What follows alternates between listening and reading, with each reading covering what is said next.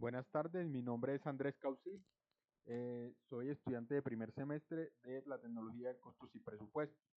El día de hoy voy a hablar sobre la economía de acuerdo a lo planteado por Gregory Mankiw, el cual piensa que este es un estudio de cómo la sociedad administra sus recursos que son escasos. Y así plantea 10 principios en función de lograr la cientificidad de la economía. Entonces estos 10 principios se pueden clasificar en tres elementos macro generales, y es cómo las personas toman decisiones, cómo interactúan las personas y cómo funciona la economía. En cómo las personas toman las decisiones nos encontramos los principios del 1 al 4. Las personas se enfrentan a disyuntivas. 2. El costo de una cosa es aquello a lo que se renuncia para obtenerla. 3. Las personas racionales piensan en términos marginales. 4. Las personas responden a incentivos. En cómo interactúan las personas nos encontramos el principio 5. El comercio puede mejorar el bienestar de todos. El principio 6. Los mercados normalmente son un buen mecanismo para organizar la actividad económica. El principio 7. El gobierno puede mejorar algunas veces los resultados del mercado. Y en cómo funciona la economía nos encontramos el principio 8.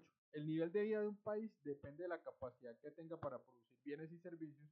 El principio 9, cuando el gobierno imprime demasiado dinero, los precios se incrementan. Y el principio 10, la sociedad se enfrenta a corto plazo a una disyuntiva entre inflación y desempleo. Ahora sí pasamos un poco a desarrollar este principio 1 sobre las personas que se enfrentan a disyuntivas, que no es más que la necesidad que tenemos constantemente para tomar decisiones. Y es que para obtener lo que queremos realmente y por lo general se renuncia a algo que también se quiere. Muchas veces queremos, por ejemplo, un ingreso constante cuando salimos del colegio, pero si nos queremos poner a estudiar, desafortunadamente muchas veces tenemos que, digamos, dejar de lado ese ingreso posible de un trabajo formal y de tiempo completo para podernos dedicar a estudiar. Tenemos el caso del principio 2, el costo de una cosa es aquello a lo que se renuncia para obtenerla, lo que no es más que el costo de oportunidad, que es básicamente elegir o abandonar una alternativa en favor de otra más plausible. El principio 3, sobre las personas racionales que pensamos en términos marginales, no es más que la elección en pequeños ajustes referentes a un plan de acción. ¿Qué quiere decir? Por ejemplo, si yo tengo una empresa y produzco 20 zapatos en una máquina, supongamos, y cuánto me costaría a mí, por ejemplo, producir una unidad adicional si tengo un cliente que me la está pidiendo, ¿es favorable o no es favorable? Entonces ese tipo de cosas también las pensamos en términos marginales. Y es, principio 4, las personas responden a los incentivos y es lo que nos pasa todos los días, básicamente.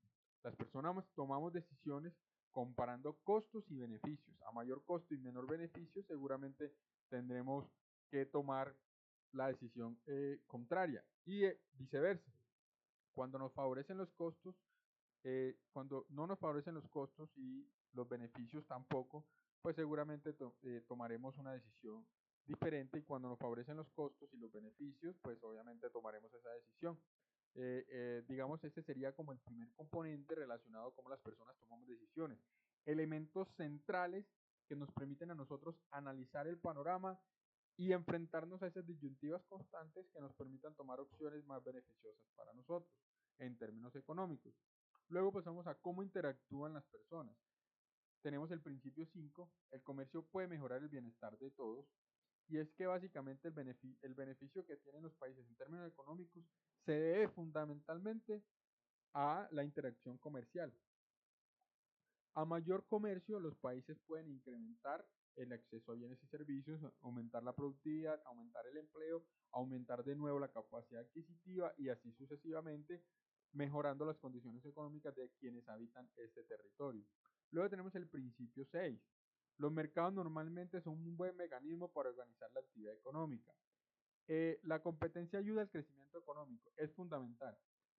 Entre mejor sea un producto, más se mantiene en el mercado. Entre peor sea un producto, va a salir del mercado. ¿Y quiénes ganan? Los compradores, que al final de cuentas van a adquirir los mejores productos porque de alguna manera inconscientemente fueron decantando, haciendo posible que las empresas más competitivas con mejores productos permanecieran en el mercado mejorando constantemente.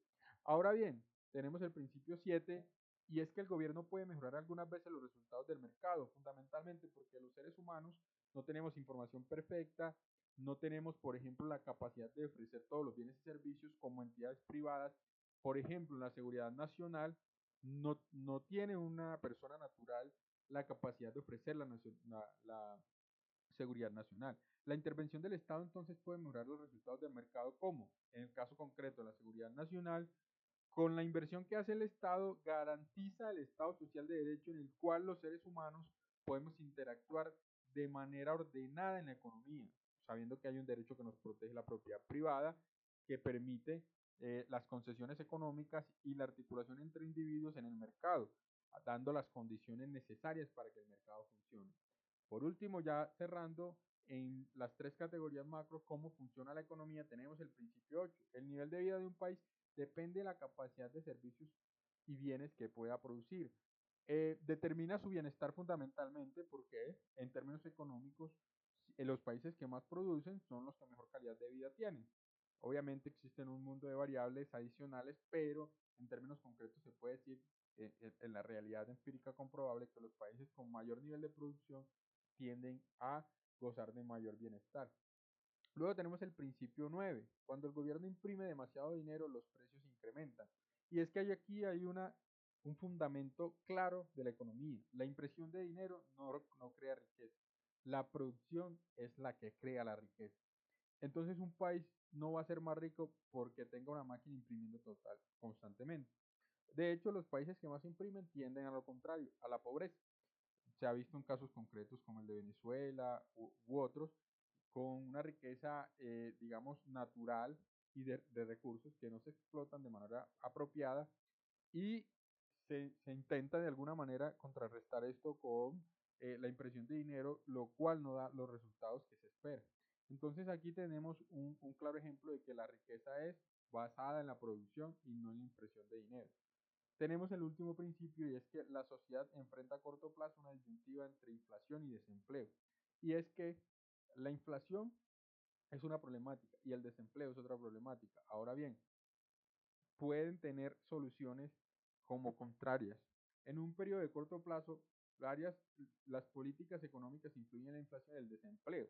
Entonces, muchas veces los estados o los gobiernos, encabezando el estado, lo que hacen es aumentar el gasto público para motivar la economía, para motivar el empleo público. Ahora bien, ahí atacan el desempleo, pero están insertando dinero que no tiene un respaldo necesariamente en la economía, lo que puede generar de nuevo inflación.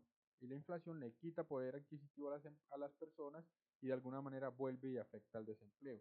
Con este ejercicio queda claro que la economía es un ejercicio racional, es un ejercicio en el que los seres humanos necesitamos tomar decisiones que nos ayuden a administrar los recursos, los cuales son escasos y requieren de nuestra innovación constante. Yo, digamos, como aprendizaje tengo para finalizar que decir que es la matriz, la matriz de la economía, de la formación financiera, el entender cómo los individuos actúan en determinadas circunstancias o cómo nosotros podemos clasificar esas interacciones, cómo tomamos las decisiones y cómo interactuamos con relación a otros en función de la economía y cómo esta economía tiene una estructura que nos afecta a nosotros también. Es decir, en el momento en el que el mundo laboral me permita a mí acercarme a estos temas de las finanzas o el mundo académico, entenderemos nosotros a partir de estos 10 principios cómo debemos operar en cada uno de los escenarios que nos enfrentemos. Entonces, les agradezco al profe y a los compañeros este espacio para poder plantear la idea que aquí he presentado sobre los 10 principios de economía. Muchas gracias.